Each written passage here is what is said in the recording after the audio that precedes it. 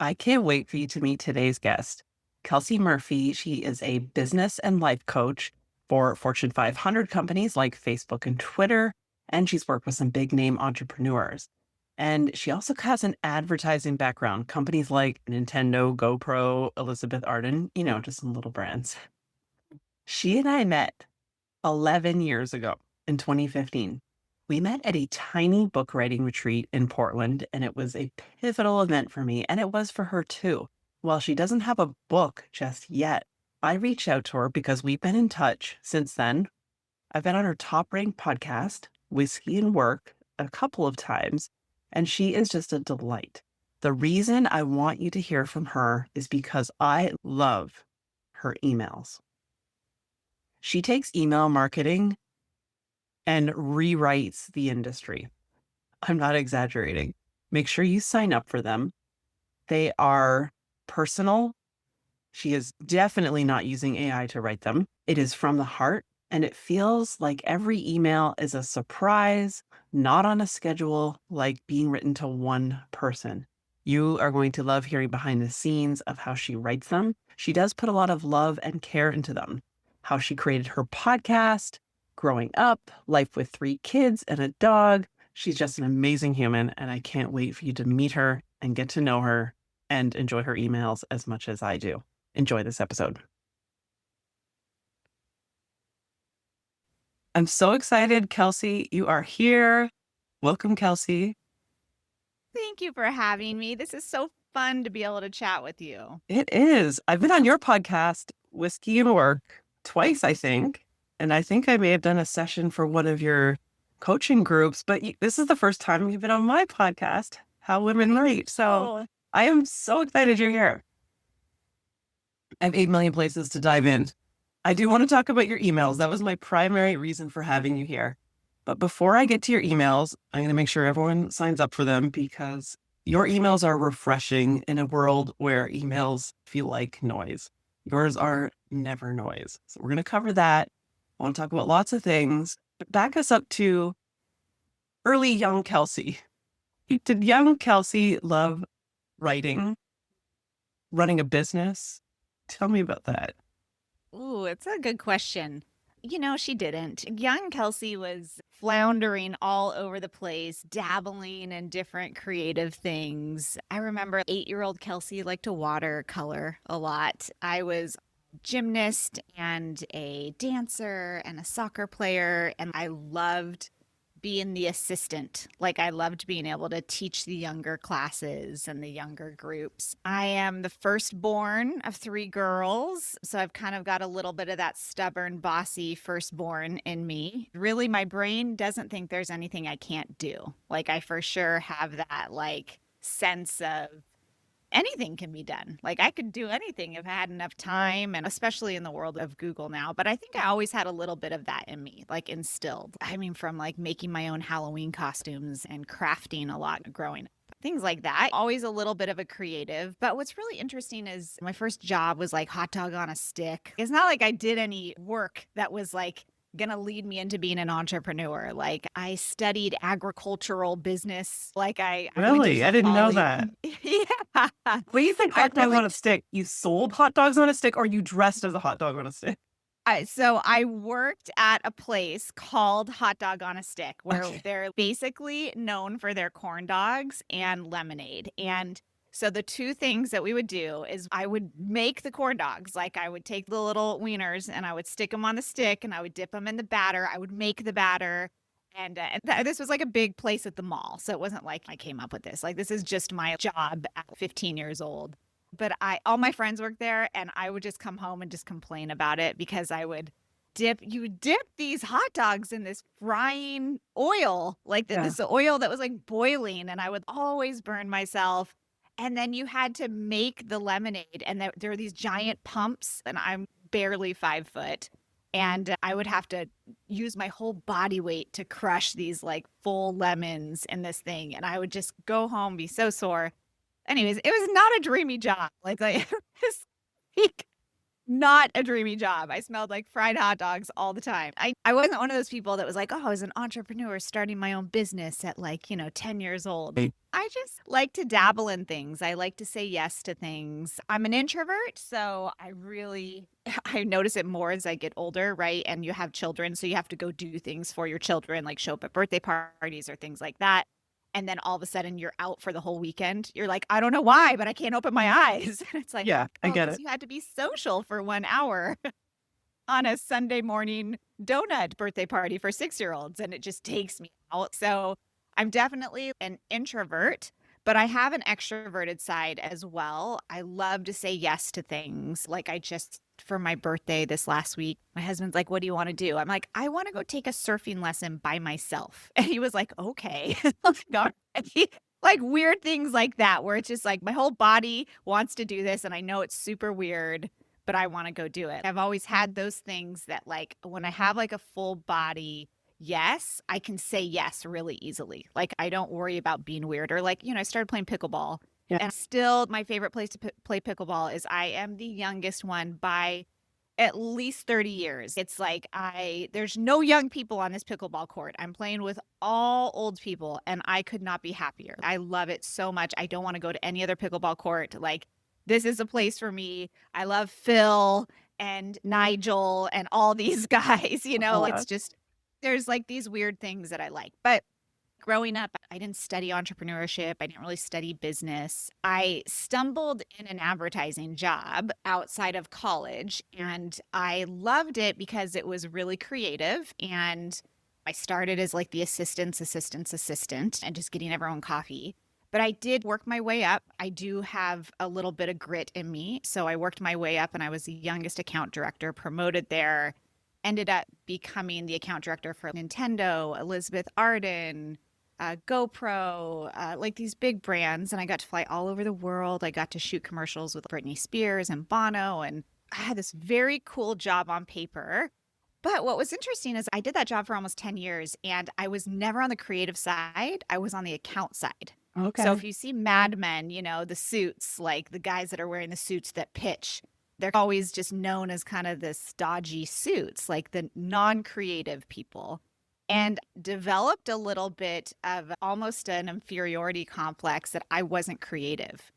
And I think through becoming an adult, through going to school, through then taking that job, this creative side of me just kind of withered away. It just was like, I'm not that creative. I'm not that great of a writer.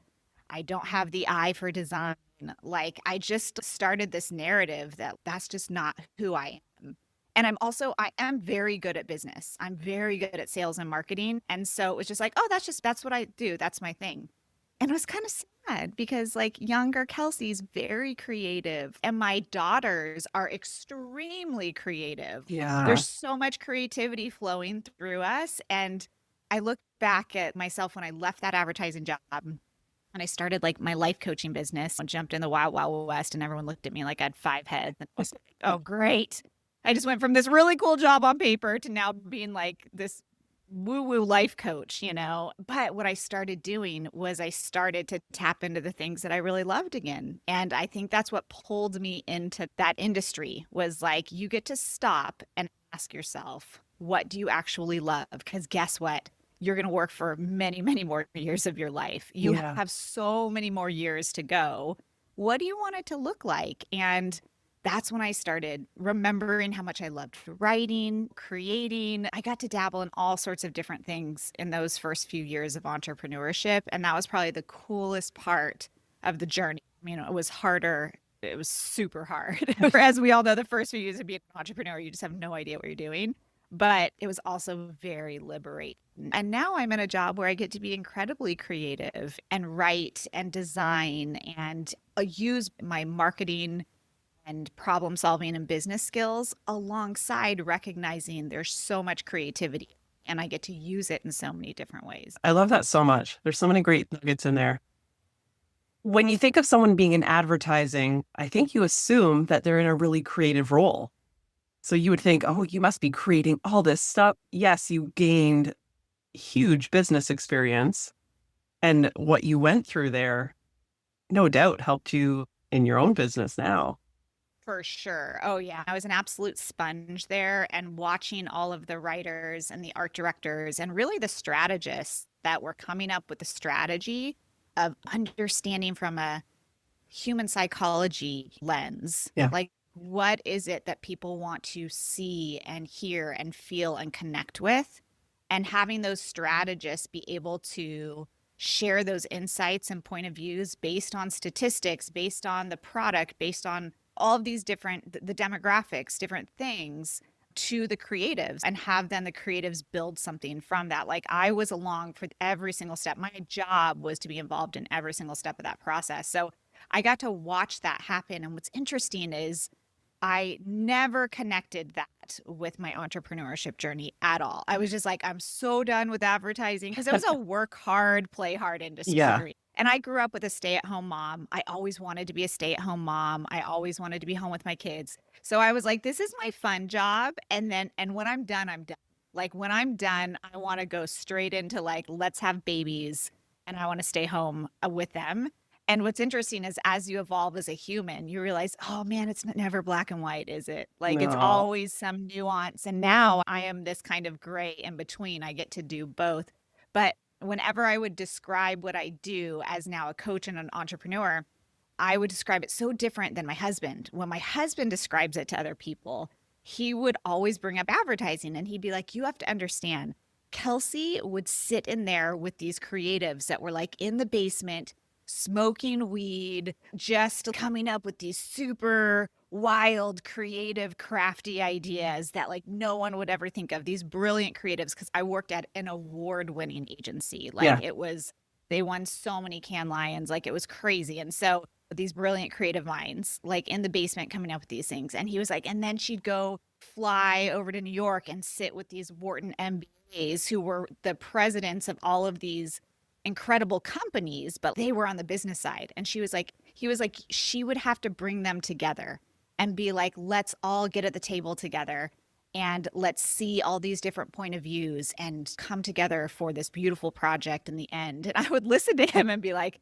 well, yeah, that is kind of what I did. But and he was like, and so she has the skill of understanding these two different sides and the way she can see things and bring people together is amazing. And I'm like, well, you said that way better than I did. So I do think I gleaned a lot from that advertising job. But the thing that made me jump from it was there was no women in there doing what there were, no one was getting that notoriety and being respected and making the kind of money I wanted to while also being home with their kids. And they were very Right. open about that. All the women were like, you just can't do both. You have to pick and choose different seasons when, you know, sometimes you're working a lot and then sometimes you don't work a lot. And I'm like, no, you're really smart and creative, and there's got to be a better way to be able to have both in this kind of nuanced, balanced way. Like, I can't take that, like, no, you just can't have that as an answer. And that's when I jumped into the online entrepreneurship world because I was Yeah. like, dude, people are doing it different over here. Yeah, for sure. I love that you jumped. And I saw similar things in my corporate world too. Looking around, there were no women who I wanted to be like. And I was like, nope, I am out of here. Yeah. So as a coach, did you expect that writing would be such an important part of running a business between website copy, emails? I do want to touch on social and how you don't do much social. I want to get to that, but I want to look at the writing first. No, to be honest, I don't think I really understood how important copywriting was. I don't think I understood how much I was going to be doing it. I have definitely adapted the idea that copywriting and any kind of writing for me is it's a lifelong journey. Like I am constantly learning. Every year, I'm constantly a student of it. And I love that. And I didn't think that going in at all. Like, I thought, honestly, either I will learn how to write what I need to write, and then I will hire someone to write it, Mhm. or I will just like love writing and I will write my own stuff and I will be good at it because I was doing a little bit of blogging, like personal blogging, like my own kind of journal blogging before I started my business. And I thought, well, I'm a pretty decent writer. I'm a pretty decent storyteller. I can recap my days and what I did in my trip to New Zealand and what I did in my trip to Australia. And then you get into business and you're like, oh, writing's a little different over here. Like, oh, I need to make a sale from this. You don't want to read my like 700 paragraphs. Got it. Got it. And so I just learned that, like, wow, there's so many different styles of writing. There's so many different formats and ways to write things. There are so many different, for me, I also had to learn that certain kinds of writing kill my creativity, kill Mm. the love for it. And so there's a balance between writing for yourself, writing for your business, writing for emails, writing for social, writing for sales pages. You really have to understand those different nuances if you want them to perform a certain way. For me, like, I track a lot of my numbers, I understand conversions and things like that. And then at the end of the day, sometimes I'll blink, a year will go by, I will have crushed it from a conversion standpoint, but man, my love for writing is gone. I'm like, when have I just sat down to just write for the sake of writing, sharing, just expressing something without needing a call to action, without it needing to be structured, right? And so I think that for me, writing is very cathartic. It's a very therapeutic process. And so there are different ways that I write in my life, and I have to learn, when to separate those buckets and not try to make all of them be in one bucket. I Yeah. think that's where we sometimes get in trouble, especially if you're using it for business. Yeah, for sure. Well, your writing style and your voice is warm, it's clear, it's irreverent, it's funny. I love your voice. When you sit down and just write, are you doing writing outside of what you do for business too? I will write like journal style writing just for myself, just kind of brainstorming. A lot of times, if I feel a little lost in my business or I'm promoting a program or we're going to open up a couple one on one mentorship spots, and I feel insecure about it or I feel nervous, I'll sit and just open a Google Doc and write it out. And from everything from like, okay, Kelsey, what does your 80-year-old self say to you? Let's write a letter from her, to, do you actually believe in this program, Kelsey? Like, do you actually want to work one-on-one with people, and why? And different seasons of my life, and as a parent, as a mom who has a different schedule right now with 3 young kids, the things that I love and the reasons I want to work with people, it shifts a little bit, like it's usually always born out of the same thing. Like, it lights me up to see other people be able to achieve these things that they never thought that they could. And I genuinely feel like I can see someone's business and I can decide right then and there whether it's got legs or not. And I'm very honest and open with people about that. My mom actually calls me the dream crusher, bless her heart. Like, I know she says it with love, and my husband too, he just gets like half a sentence out and I'm like, no, bad idea. And he's like, hold on. Really wasn't asking your opinion. I was just I thought this was cool. But it's impossible for me not to poke holes in something, to be like, this is why you wouldn't like doing that. Like, these are the realities of that kind of business. And so when someone comes to me and I listen and I hear the way they're talking about it, or I hear the idea, or I see potential opportunity, and I'm like, I am in, that feels like it's got legs, I am in 1000%. And like, I have a lot of confidence in myself. I mean, I've been doing this for about 13 years.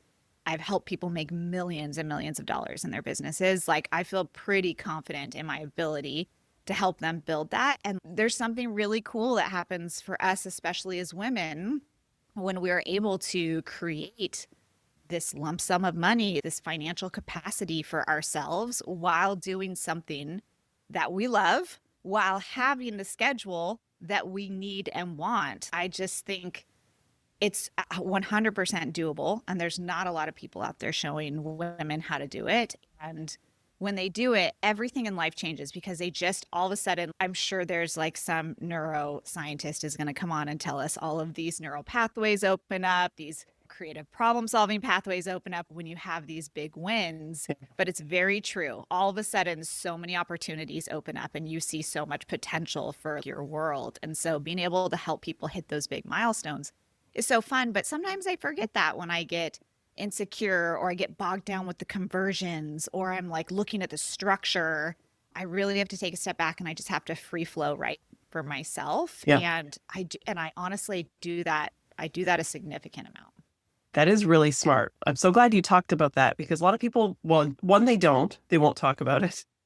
They just think, oh, I just muscle through, I buckle up and write the thing. But you're doing that, you're having these conversations with yourself and you're a coach. So you get it. So you're using your tools on yourself. And it's funny, not funny that people call you the dream crusher, but it's actually a good thing because it's a redirect.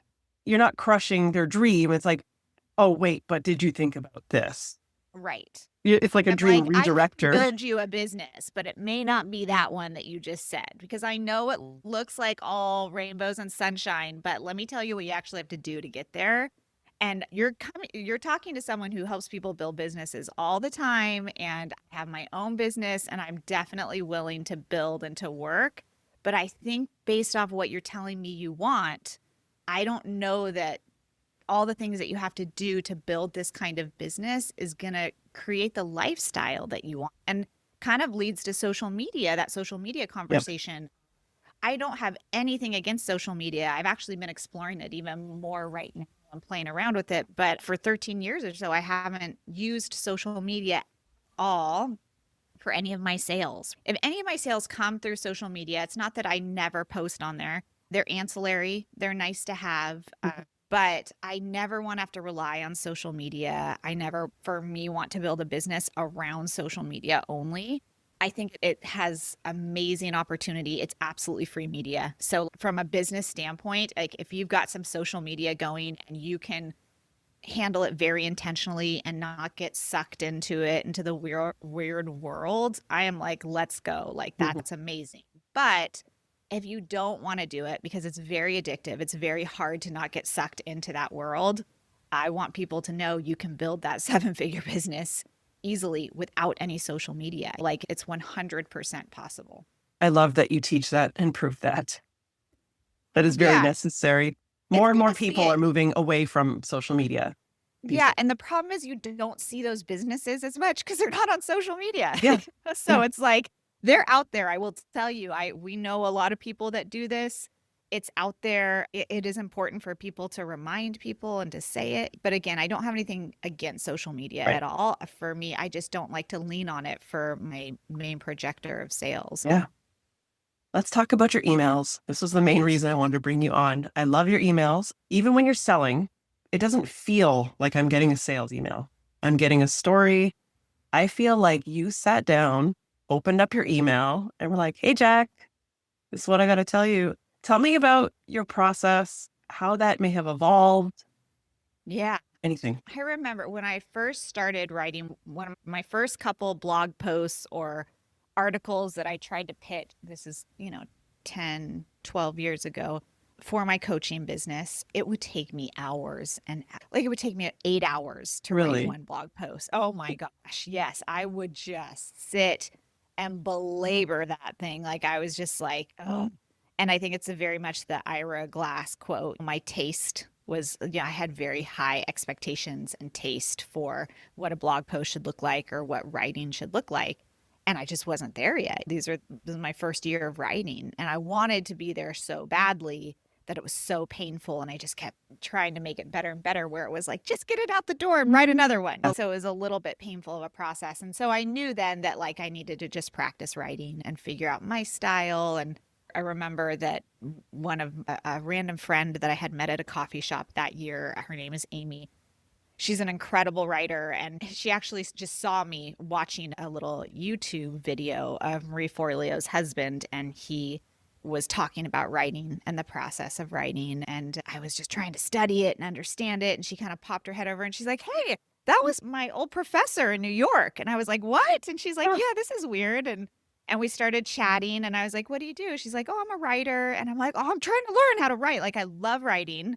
I'm like, I just don't think I'm that good at it. And she was like, oh my gosh. She's like, well, I have coffee here all the time. If you ever want to just like hang and write. And I was like, yes, I do. Like, Yeah, that's please. awesome. And yeah, and we would sit and I would send her stuff and write. And she had told me one of the best things that you can do is you can read good writing. And that's what one of the things that will help you is find people that write in a way that you love and learn from them. And so I read Stephen King's On Writing and just fell in love with that book and started to understand, wow, like there's so many incredible writers out there that I want to be like. I just wanted to learn and be a sponge from them. And so The more I did that, the more I felt confident writing in different styles and different ways. But I noticed that always my big thing is I really like telling stories. I really like sharing real world moments. And the Mhm. stories can be a 3 sentence story, right? But it could be about how I stumbled here into this hotel room where we're recording this right now and couldn't open my door and I was panicked. And then, like, I dropped my microphone and, like, whatever the story is, I think it connects people and it makes us feel a little bit less lonely in this world and we feel like we're there with someone. And I really want people to feel more seen and heard in this world. I genuinely think if people could make others feel seen and heard in conversations and just when they're with them,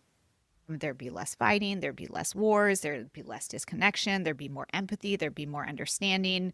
So when I write, I think about, like, is one person going to feel like they're seen or they feel connected to me a little bit more? And that's it, like just one person. And when I first started writing my emails, the biggest jump for me, instead of writing for 8 hours and being able to write an email in a much shorter amount of time, was I would start to write to one person, right? Mhm. And I literally had a client, and her name was Allie. She was one of my very first clients that, like, took a chance on me. I printed out her picture and I put it up on the wall. And whenever I wrote emails, I would literally start with, "Dear Allie, this happened today," or, "You'll never believe, blah, blah, blah. And what I learned from this is this. And here's what I want to suggest you do." And that format is really helpful for me in the, like, what happened? What did I learn? What do I urge you to do? That very simple 3-step format is usually the way that I write. Over the years, get it shorter, cleaner, more detailed, more fun. I'd find my personality. Sometimes they'd be sad stories, sometimes they'd be funny stories, sometimes they're about myself, sometimes they're about clients.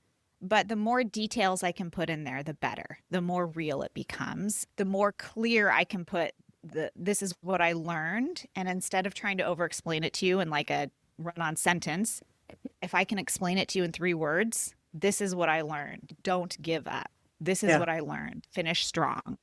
This is what I learned. Whatever that is, the shorter I can make it, the stronger that email became.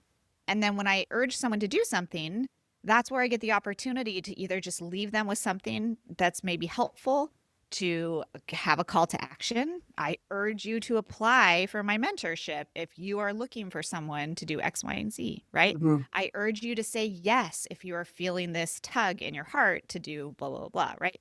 But it feels like a natural, this is what I genuinely would urge you to do. Like, it doesn't feel like, now sign up before it goes away. And the emails are more fun for me to write Yeah. because I push myself to really remember the moment, remember the story. What did it smell like? What did it feel like? What did you hear, Kelsey? And if I can be really present in that story, in that memory, I think that makes me a more present, mindful human, anyways, right? So it's such a win win to be able to write like that. And I will tell you, there are seasons where my emails are excellent, and there are seasons where they are not, right? Like, I can see those seasons. Maybe someone reading my emails can't feel them quite as heavily as I Right. can, but I know there are seasons where I'm like, whew, I am surviving. These emails are not my best, but, like, I will continue to write. And then there are other seasons where I'm like, dude, my last month of emails, like, felt so good. They felt so honest. They felt so truthful.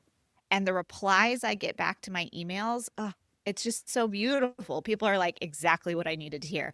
Thank you for saying that. It's so cool to feel like I'm not writing to tens of thousands of people. I'm writing to these individual humans. And when they reply back, I think people underestimate how much people like us who have these tens of thousands of people on our Yeah. email list, those individual replies mean something to us. We read them, we see them, like, they make a difference. It's almost like a thank you for reminding me I'm Yeah. not writing to the void, that you're on the other end of that, because I might have forgot that. Yeah. I have goosebumps. I got an email recently and they said, you probably get these emails all the time. So hopefully this isn't weird. It's like, no, thank you. Mhm. People don't get it. And it's such a good reminder that we hesitate to reach out and thank people because we think they're just overloaded with thanks. It's impossible to No. be overloaded with compliments or thanks, right? It makes a huge difference. Yeah. I love that you can see the result of the energy from your life, from a full life, three girls, Three girls. three girls, Woo-wee. they're all young-ish. Yeah, we got a 9, a 6, and a 3. 3, 6, and 9. I love that. So when you are busy living your full, amazing life, emails are full and amazing too, doing your things. And a couple things I love about your emails. They're also not on a schedule. I don't get one every Tuesday at 9 a.m. You do not. And I might go weeks without one. Yep. And that's okay. Yeah. Yeah. I'm a very type B person. I'm a little bit buck authority, stubborn. I'm a Taurus. My house is a mess. I'm not gonna lie, but I think that that is sometimes a creative way, and it's a little bit more of a truthful, honest way. Yeah. And I do work in batches really well. I'm a seasonal person, a seasonal writer. There are times where my husband always says, you think about what you want to build, like what projects you want to do, what you want to do in our personal life. You think on it, you think on it, you think on it. And when you decide yes, he's like, you will build that rocket ship in one weekend. You will sit in that office and all of a sudden it will happen. And it happened with our dog too. Like for Colin and I, actually today is our anniversary. We were celebrating anniversary today. We're Yay. 14 Happy years together. anniversary. Thank you. April's a big month for us. And happy belated birthday. Thank you. And we've been married for 14 years. And he's been asking for a dog since the first day we made out, I think. Like he has been like basically like I said I wanted 10 kids. Our very first, when we first got together, we were friends, had been friends for 10 years. And we like made out on this houseboat. And all of our friends were like, oh, is this going to happen? And we were like, hey, we got to decide if this is going to happen or not, because this could crumble some friendships. And he brought over 2 bottles of wine and we sat in my like apartment in San Francisco and we're like, we're just going to lay out all the reasons we wouldn't work out. Let's just lay them on the table. And one of the I was like, I heard you don't want kids and I want like 10 and I want them like yesterday. And he was like, well, first of all, I don't know where that rumor came from. I definitely want kids. He's like, but I will tell you, I want 10 dogs and I wanted them like yesterday. And I was like, could we like agree like 3 kids, 3 dogs? He's like, done, deal, sold. And so here we were last year, I think it was just when we got our dog. We were like 13 years in, we have 3 kids. He just finally looks at me and he's like, I am ready for this dog. And I told him every year he'd be like, let's get a dog. I'm like, absolutely not. No way. Way too much chaos in our house. We decided to have 3 children. It's a circus here. Yeah. Like, no way. And then he basically looked at me like one day and he just was like, Kels, I'm really ready for a dog. And something changed. I looked at him and I was like, does your dream involve a dog in it? And he was like, it does. And it involves a dog when the kids are young. Yeah. And I just had this shift of being like, if that's what your dream is, I can acquiesce and make this happen while they're young. Because in my brain, I was like, we'll get 1,000,000 dogs, but not when like this child's still in diapers. It's way too much to do over here. And he was just like, is this part of my dream? And I was like, all right. And within a week, I had found the perfect dog. We had made arrangements. I was getting on an airplane to go fly and pick up the dog. He's like, man, when we decide yes, you go for it and you build it. And so I have to wait sometimes till I feel a full body yes before I pitch a program or I open up 3 more spots or I share something with my email list. Like I kind of have to wait for that. But when I decide, it's like, oh, you're going to get 19 journal entries now. Like I've got a lot of things that I've been logging down that are really important things to share, really important lessons I've learned in business or really important strategies that are working. Like I've got a lot to say and I'm recording them, but I'm not always in the mindset to put them in an email and get them out to my list and have a thoughtful way of them being presented in an email campaign. But when I am ready, like you're saying, like there will be weeks where no one gets an email. Yeah. And then all of a sudden for 2 weeks, they'll get an email every other day. And what's crazy is I don't get anyone like yelling at me because I didn't email for a month, right? No. But when I email then every other day for 2 weeks, I get lovely responses. No one's like, oh, great. Now you're up in my inbox all the time. Like, no, I get people that are like, oh my gosh, this is such a good email, or I loved this. And so it's funny when people are like, I'm so worried about emailing so much. I'm like, why? If you have something to say Yeah. and a cool story, like email them all the time. People love little stories, like they love little nuggets. So I never get hammered for emailing all the time when I go into a heavy email season. Yeah. I love that. I think the other thing that it does, and this is probably the psychology behind it, it's a pattern interrupt because your emails are different. It's a different story every time. I don't think I've ever read the same story twice. It's not the same call to action if there is one. Might come on a Tuesday, might come on a Saturday. It's always different. Mhm. You never know what to expect. You're always guessing. And from a sales standpoint, it's like, what's Kelsey got today? Can't wait to see. Not What's even I going know on? sometimes. You know, right? With the kid and the dog, though, it's probably useful because they keep each other company. They keep each other busy. So Yes. hopefully there's less Yes. chaos. Yes. I mean, it's like I just saw this reel that said, I got a dog so I could have these mental health walks. And yet my mental health is like 10 times worse because the dog's just like running circles around them. I'm like, that's basically what our life is like. But she's still a puppy and she's lovely. And the kids are in love with her. Every school project they do now comes home and it's a picture of them and Blanche, our dog. And you're like, Aw. man, you think about that dog all the time. So he was right in giving them this kind of core memory and association when they're young. And I'm really grateful for that. Yeah, that is 13 years is a long time to wait. I know.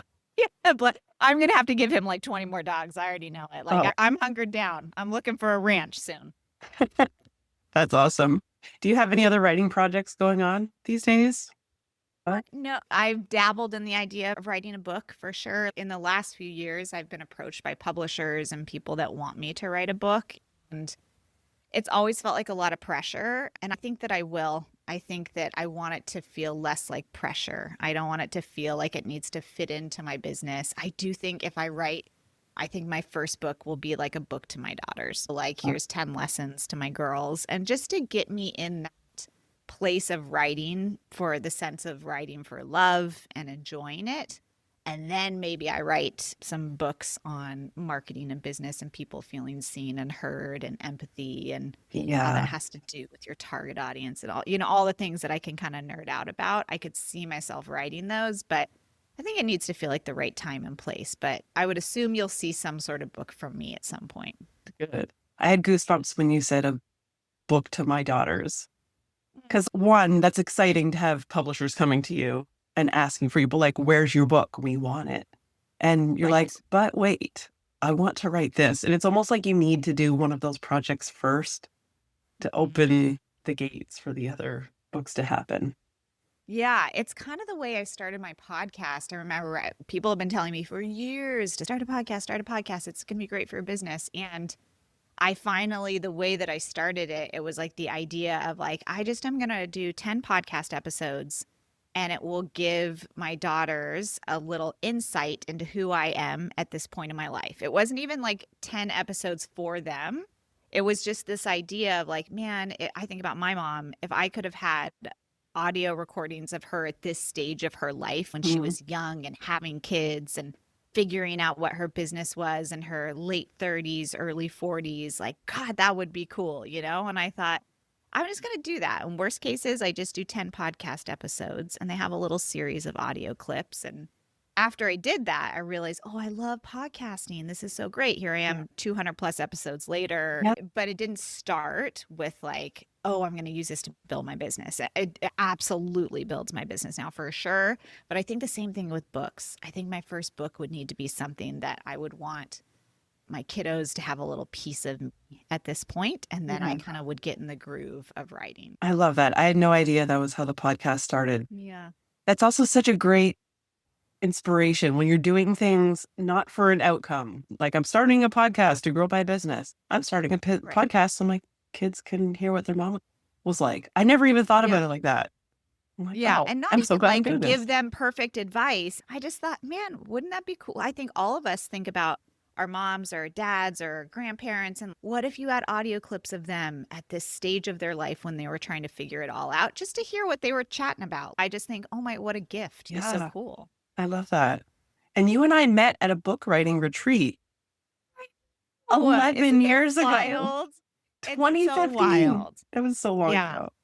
I always tell that story about going to that retreat because it was like write a tiny book and Yeah. like go to this person's house and I remember reaching out to Alex to see if I could get a spot and they were already booked and it was like sold out. And I was like, I knew I wanted to go. I just didn't purchase it in time. Like I want to go now. And she was like, it's cool. I can put one more person in. And she was like, what are you going to write a book about? And I'm like, oh, zero idea. I have zero ideas for books. I have literally no idea for a book. I just know I need to be around you. I love your writing.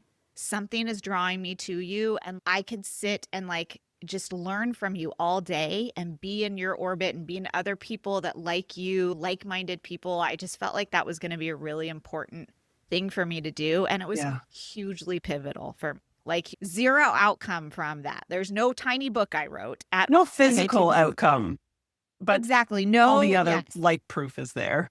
100%. Emotionally, the people I met that I'm still in contact with today, just being in her world and being able to sit inside someone's house and see that you could put on a retreat that way. There are just so many beautiful things that helped me in that moment. And PSA to anyone who like feels a tug to say yes to something, if there's not like a clear outcome or you're not like, well, I'm going to do this to make sure I have a book, just say yes, just go Yeah. for it. Like there's a reason it's tugging you there.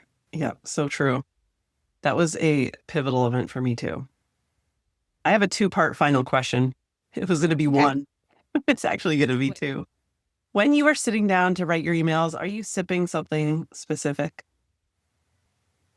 I love a latte right now, just like a whole milk. I mean, latte is just like a comfort drink, and I have it in my Ember mug usually, so it stays nice and toasty and hot. And if I'm writing late, it will be a decaf latte. Like I'll still pour one. I still want it next to Really? me, and I want to drink it. Yes, I'm highly sensitive to caffeine, so if it's like 12:30 or later, I should not be having caffeine. So it's most likely a decaf, but Yeah, I I get it. usually sip on. And if your emails were a beverage, what kind of beverage would your emails be? It's so hard not to just say whiskey I because was going to say it can be whiskey because whiskey and work.